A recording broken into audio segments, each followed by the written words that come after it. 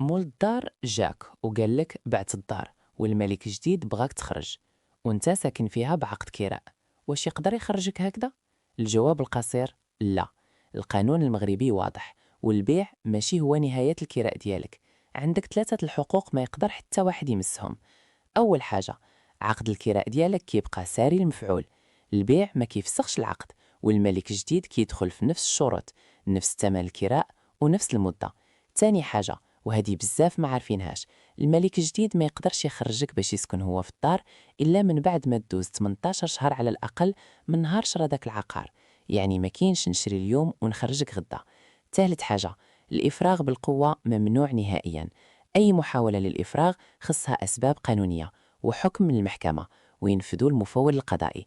نصيحتي ليك، إلا جاك الملك جديد، أول حاجة ما تخرجش وما تخافش.